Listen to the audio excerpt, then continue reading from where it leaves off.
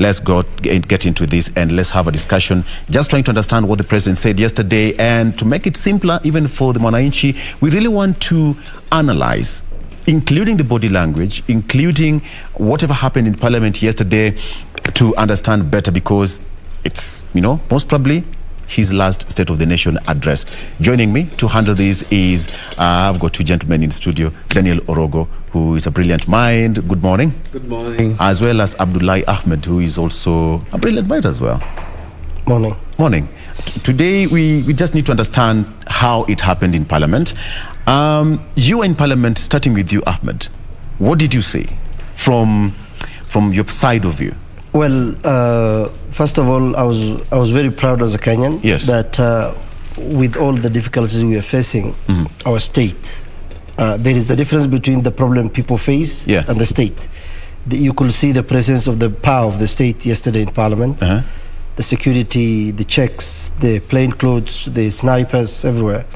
So that was showing that Kenya is still a very stable country with the myriads of problems that people are facing. But yesterday's speech, or yesterday's State of the Nation, was a bit different, because we had a president who is serving his last term with less than 8 months in office, who is juggling on what to say, excuse me, tell what Kenyans. And when he came late, apart in the usual hours of Parliament is 2:30, but he came 3:45. That is way late. But he still stayed there late up to 6. So when he came, the president, first of all, you could see the president has put more weight compared to last nation address. The suit was almost similar, but he has changed maybe the tie from blue to pink. The body language was very authoritative. Someone who is bold, someone who is confident, someone who is mind juggling on what to tell Kenyans. And I'm sure the people who wrote that speech was really stressful on what to tell Kenyans, because if you read carefully the speech and you listen to what the president was not saying, he was never wanting to mention his failures. He was just trying to tell us, with all the difficulties I had from 2013, he referred to when he was in Parliament. He referred to how he was welcomed by his close associate in Parliament, Raila Odinga, Musalia Mudavadi. As we said, he never mentioned the deputy president, which is a bit unfortunate. That is a constitutional office. It is not his prerogative to decide whether the name of the deputy president should be mentioned to Kenyans or not. I mean, sometimes you act decent. So my take was a man who has had a vision, but when the BBI came, then the big four agendas stalled. I also want to say that, for the record, it was reported last month that all the projects that were started during Kibaki for housing, 225 houses for the public service, have not been funded from 2015. It was just reported in Parliament last week. So that shows that government is progressive. So what was planned, most of the projects that the president is claiming to be his legacy, some of them were started way back in 1970s, like Lamu. So we're talking of 40-something years project. So he finished it, but the Kenyans who started a vision at that time, most of the other infrastructure were also, the ground was laid by the coalition government of Kibaki and Raila. He did some bit of the expressway and the SGR and few things here and there, where economists are also questioning the value for money for those projects. But by and large, what I took is the president was telling us that this is our country, we need to safeguard it, it's all bigger than us, and we need to be hopeful as Kenyans. Absolutely. Daniel, just to bring you in, it lasted for 2 hours, 21 minutes and 30 seconds. Perhaps the longest speech by the president. Yes. Well, I think it's normally on the State of the Nation address, the president is obligated, to come in terms in always a report that is within the constitutional mandate of Article 132. I think that suffices to say that. But more importantly, I think you mentioned the appearance of the president and the information that appearance was sending out there. And I think, like my colleague said, look, here is a president who's given the last State of the Nation address. And the delay, I think, is occasioned deliberately to keep the country waiting with bated hope, you know, that we are having a country and seeing a president for the last time, serving 2 terms, you know, trying to give an account of the 3 most important elements of the State of the Nation address. And that is updating the country in terms of security, the international obligation, and Article 10 on the national values and principles of good governance. So I think that played out well. But more importantly, I think it's one, like you said, the body language between him and his deputy. And his deputy when he arrived. Again, you know, he's on down south. You know, the mention of I think is reminiscent of how his journey in the legislature, because without going into the speech, I think that we will discuss. But I think talking, you know, what he was saying is like, you know, his appearance as a legislature before, you know, was occasioned by his welcoming in, that people understand that is a young man who, you know, was getting into the house and need to be assisted, and, you know, need to be taught, you know, the ways and the alleys of the National Assembly. But also saying that it's important that he was sending, because, you know, the sitting yesterday was sending some a bit information yesterday. You could see exactly where the Honorable Raila Odinga was sitting together with Musalia Mudavadi, and every time he keeps mentioning, perhaps for the sake of the viewer, you know, pointing, you know, pointing something that is probably the mention that even his being as a national leader is not by him alone, is by people assisting him. You know, the 2 gentlemen that were seated there. But again, like you said, there are issues that were avoided in the speech. Just as a matter of clarification, Daniel, 1 minute. Where Honorable Raila and Musalia Mudavadi sat, most of the time they sit at the audience section, the upper decker. So for the sake of the audience, Well, that's what I'm saying. Even because that then there are parliamentary procedures, that then parliamentary order. So I think even in the sitting, probably, I am looking at it, what informed the kind of sitting arrangement yesterday. Because like my colleague said, nothing was accidental yesterday. Everything was well arranged to send an information. Be it was a State of the Nation address, but much more was on unspoken. The things they could have seen was an unspoken, because like you said, one was the delay. The delay was, like I said, it was occasion. You know, it was his time, and you could even see, as reported in the dailies, that other members of parliament felt it was taking long. He himself felt that was really taking long, as was going to take a sip of, you know, of water again. But it was more important that he affirms his authority, that the remaining period of time is him to fulfill his legacy, is him to still strike a semblance as the full authority, as the head of state, as a father figure, and as a one who is interested in getting us to a country where we would see somebody who is, I keep on saying, that a safe pair of hands that would take over from him. I think that was a confirmation from his speech yesterday, unspoken. But when you say Ahmed, that yesterday was his time to give, you know, self-appraisal, you didn't expect him to say, I failed in this, I failed in that, I failed in this, I failed in that.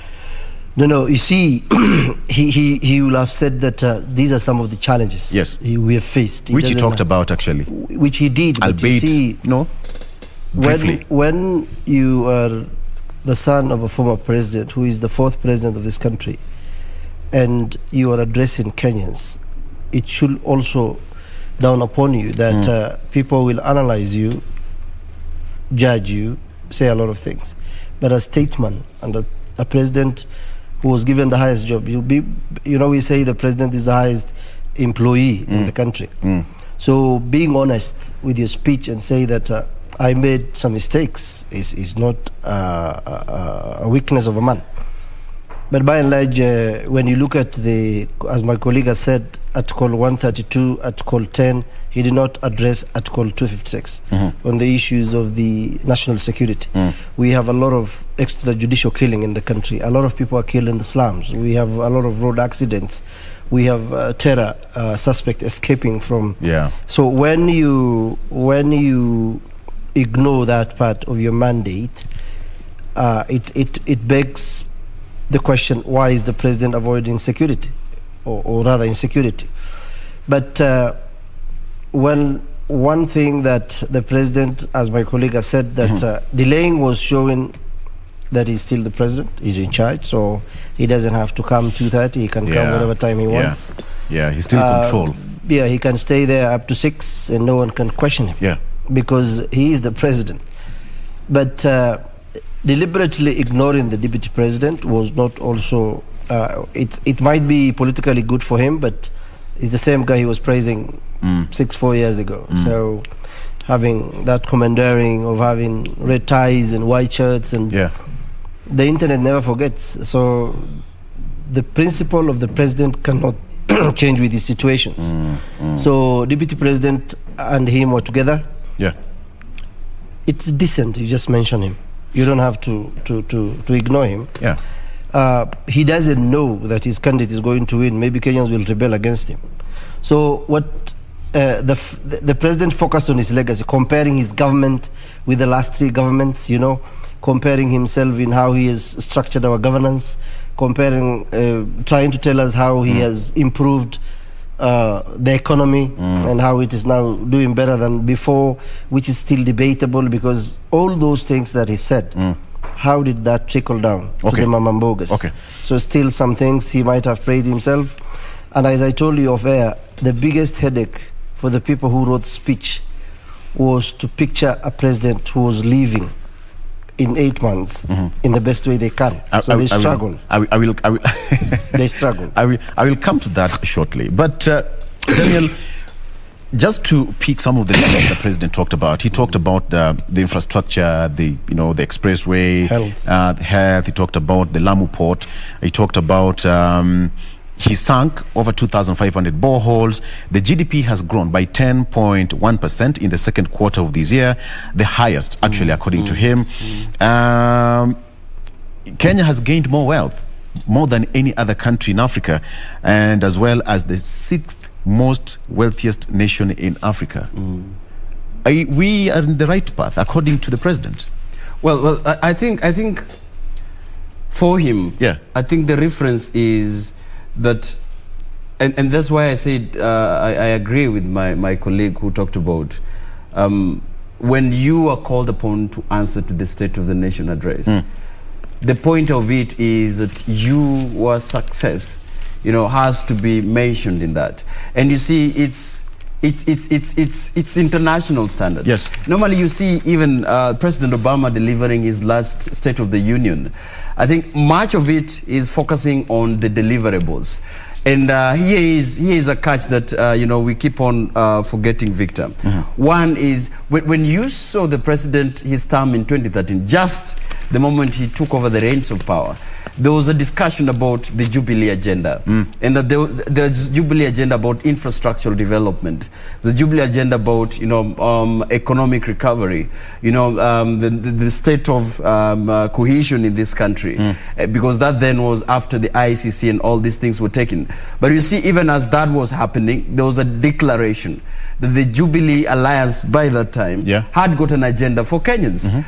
Come the second term, that agenda metamorphosized, and then it became the Big Four agenda. And then in 2018, another agenda was added, and that was, the handshake as agenda of the national unity.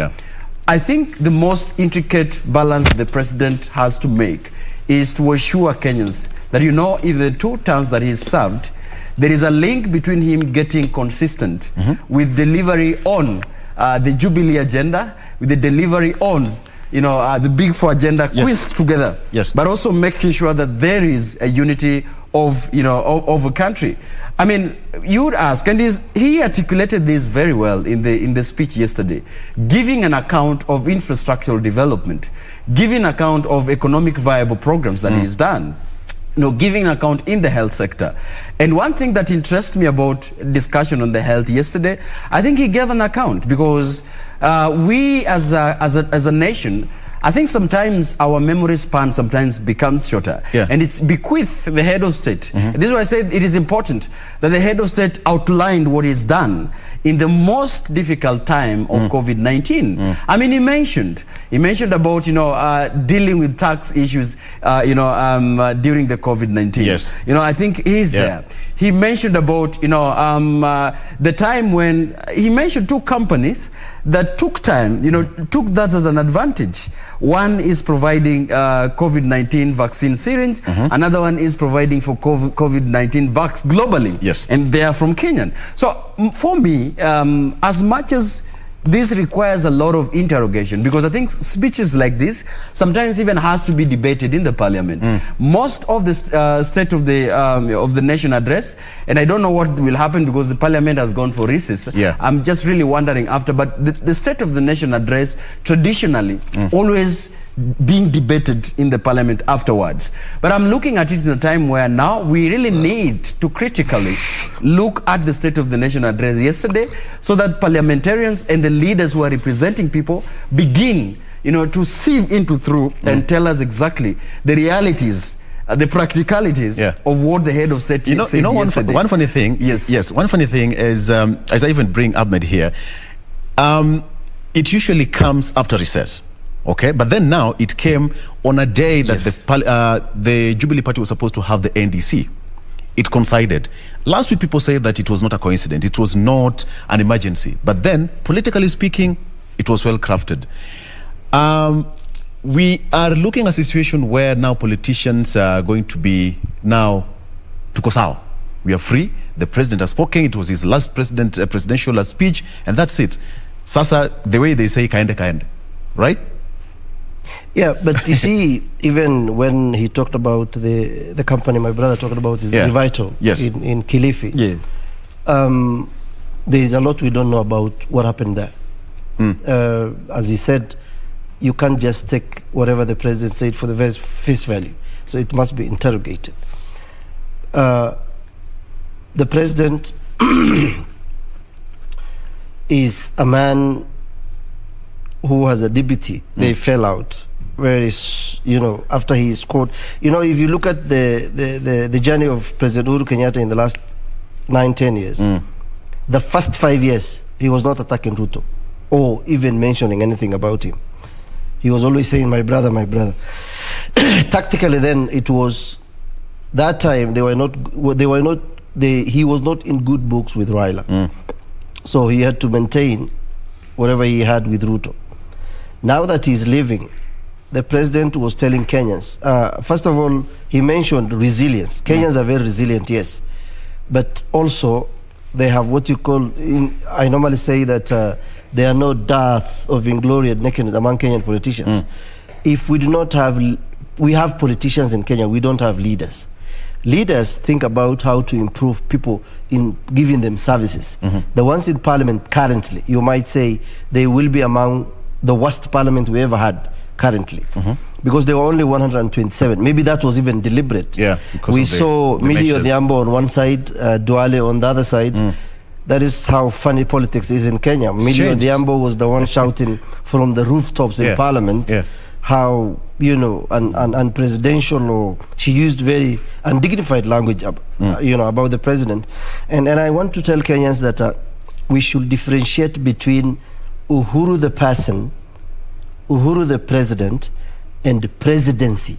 The presidency is our national unity symbol. So we should all respect it. Who occupies is an individual. So you cannot insult the presidency. Did we see that yesterday? Did we witness that? Well, if you looked at Duale, from the body language, when the president, he almost lost his speech when when he saw the president passing.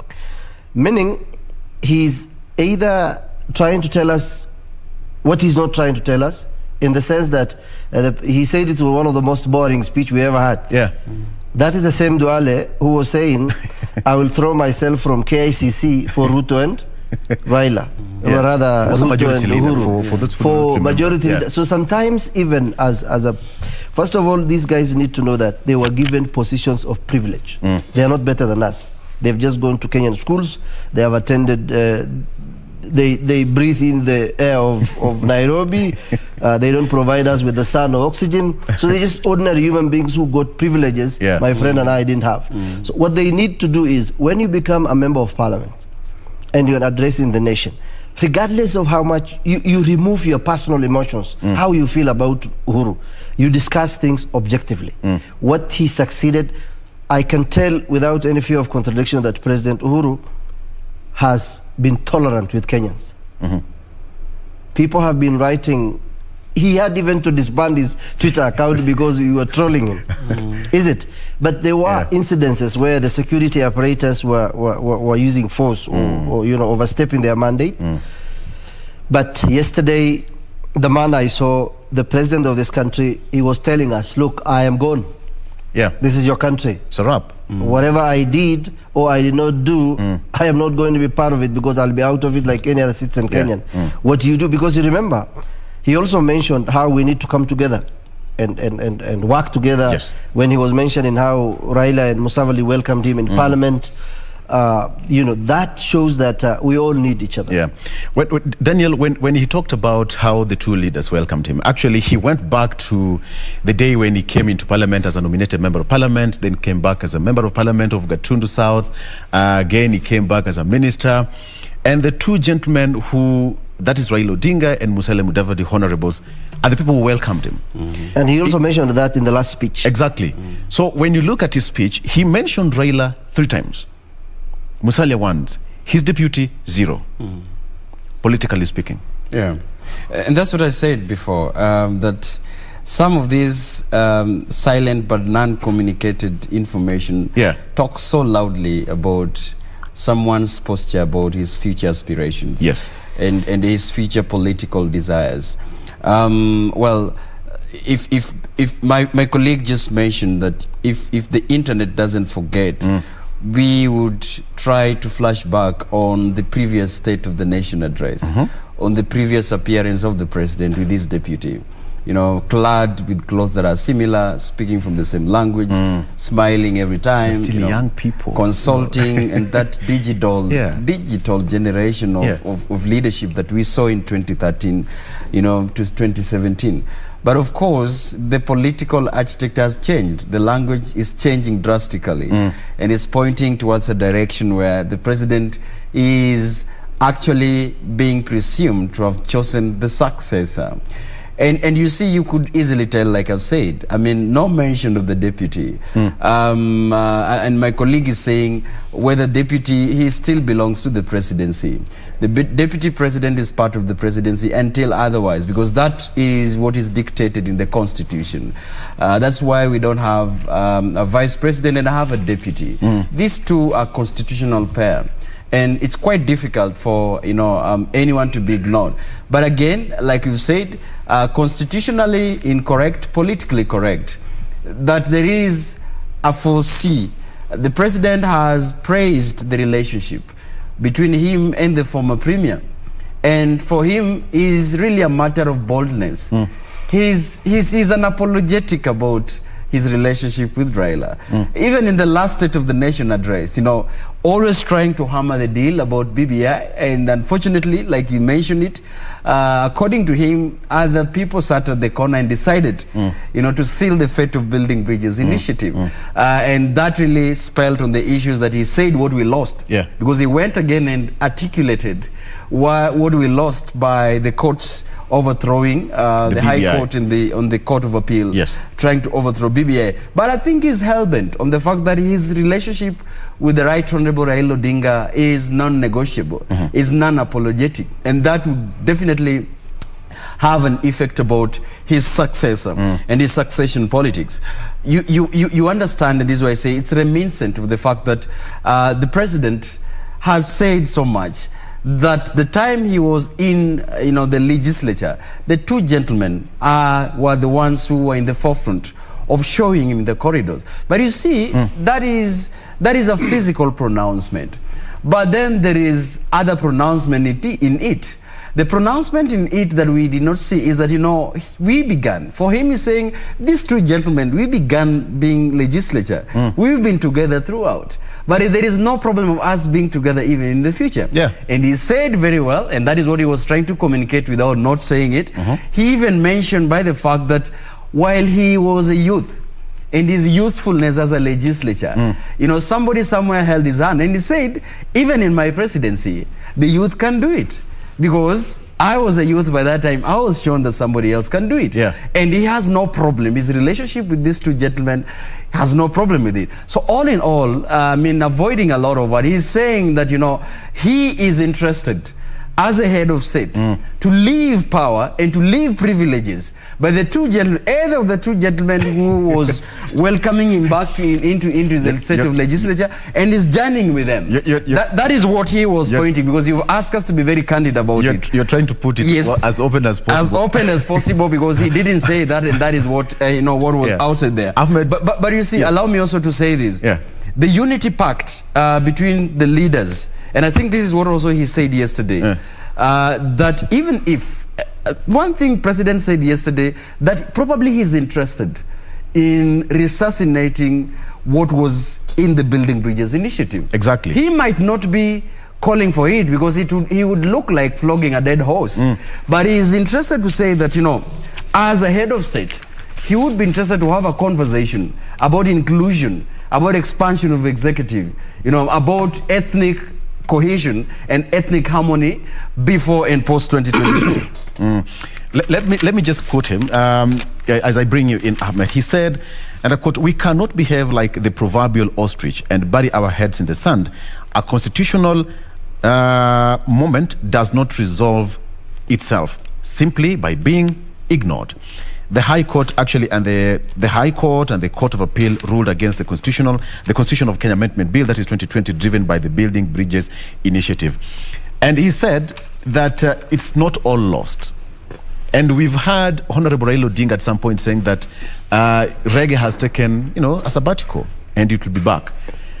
Are we trying to say that at one point we will dance to the reggae tunes? Well, I think first of all, the president has also on the other side proved that he doesn't respect the constitution. On the other side, when you take a jab at the courts and you say few men, well, the president needs to know that the judiciary is an arm of government. Yes. Just like the presidency. Now, whatever that is in the constitution, the interpretation is done in the High Court. It has gone to the Court of Appeal. Those are also Kenyans who are judges. Now, they have just gave us what we employed them to do. Judges look at the evidence. They look at the facts you present before them. They look at the constitution. What does the law say? Now, if I was the president, first of all, he needs to know that the court said that he cannot start this initiative as Uhuru Kenyatta because he is the president. Now, the cornerstone of public participation in this constitution is why all of us are saying that people must participate in every action the governments want to take. Now, when you an outgoing president and you're taking a jab at the judiciary, it's not a good image, because you're also intimidating judges, telling them that you can't call our court of appeal. These are the most learned, competent judges in Kenya. So when they give that judgment, it's good you respect it, because this is not your farm. So it's a country that belongs to 50 million Kenyans. That's what the court said. We must all respect it. That is what. But when BBI, as we speak, is unconstitutional, null and void, it's now in the Supreme Court, so we wait for that. Expanding the executive, if we say Kenya is a constitutional democracy, it means that the one man, one vote decides who becomes the president, and then the rest will go home. Because if you tell me that we want to bring inclusion, now the top 5 communities in this country, if they share the 2 deputies in the Prime Minister office and the deputy president, where do you leave the rest of 42? Okay. Inclusion means we all have clean water, our roads are very safe, we have security for all of us, people in Kibra can access electricity, schools, health. He talked about having 26 dialysis machine and now 600 plus. 603. But I've listened to Kandara MP yesterday on KTN. She said, like, health sector in especially the countryside is not functioning. The standards, Pogisio was talking about level 5 hospitals not standardized. So everything is not as rosy and good and perfect but as you have the to president. remember that health was devolved. So it is, but it's still the chunk of money remains, 85% of our money budget remains at the central government. Okay. So what we need to do is, at the national government, the president needs to focus on how the people in Kapedo and those in Mandera access the same standard hospital, but not, you know, favoring certain region with having more resources and other region having less resources. I'm interested to understand one thing, that now, moving forward, in political circle right now, the NDC will be convened, the declarations will be made, and perhaps somebody said that NDC did not take place because of the presidential address, the State of the Nation address.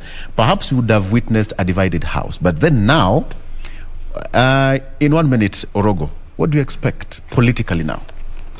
Well, I think the Jubilee NDC was purely postponed. Yes. On the, on the prediction that would have happened before, the State of the Nation address, there would have been probably a divided. You see, it's not the first time. We've seen there is a time, and like my colleague has mentioned, when President Kenyatta's State of the Nation had been interrupted. You can remember there's a time. Whistles. Yes. There was a whistle that was blown, and he just laughed it off. He just laughed it. He had actually stopped and looked at them, and then just laughed it off. Yeah. I would really wonder, because then such incidences are unprecedented, and of course they happened occasionally. It's not even that first time. It could have happened even before, even in Moi. Moi equally had some time during one of the address in Parliament.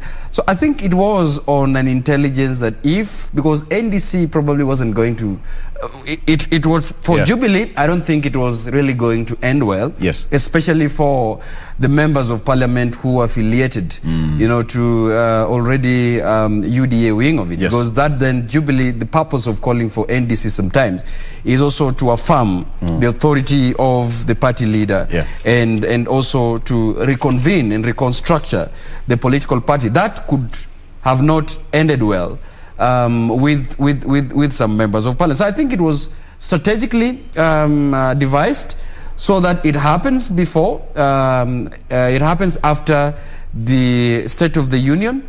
And also my worry is that right now, what really occasioned the recess of the Parliament, so that the NDC for Jubilee might go on. I think it will now. During recess. It will really go on, because that then can now, the parliamentary group and NDC can now be convened. But you see, sometimes I say that some things might not really be legal, but people play politics at the expense of constitutional, at the expenses of legal provisions. If someone would have really exploited the constitution of Jubilee, then it becomes illegal that it's after so many years. Neither have they have an NDC, neither have Jubilee have a parliamentary group. If you look at the provisions within Jubilee Party constitution, that is very unconstitutional. Okay, all right. I'm told we have just one minute to go. Allow me to treat that as your closing remark, because there's another program coming up. Ahmed, on that, we expect now political fireworks to start blazing in 20 seconds, if you can, please. Yeah, I think the president will try and salvage the party and talk to his members and tell them what are we going to do next. I don't think they are going to achieve much. Most Kenyans parties have not survived more than 2 cycles of elections. ODM has stayed for some time, but they were not lucky to win the presidency. So what we are expecting is we are not even sure what Jubilee and ODM are going to agree on. So we just need, as a country, we should not have election violence. All political leaders must stop their political rhetorics and make sure that they speak to something that is very objective and what they need to do for Kenyans. Right now we are grappling with food prices and everything else, So a lot of projects are still lingering and have not been completed. So we have a lot of other things to talk about. And we wish Kenya is going to be safe after election. Absolutely. All right, gentlemen, I wish you had more time. But, you know, when I say things have to be done kimpango, and pango is we have to end at that particular point. We've been talking to Daniel Orogo and Abdullahi Ahmed, who is also a journalist, and Orogo is a political commentator as well as analyst. Thank you so much, gentlemen. That was just a review of what the president said. We talked about his body language as well, what we should expect moving forward. I think moving forward, gentlemen, we now are about to see President Kenyatta a politician now. Absolutely. He's still the president. He's still the president, but he's a politician. So we are here to see that. Okay, we are taking a break and we come back. Much more coming up. Talking about disability. You need to understand more about that with Genuine Boy coming up.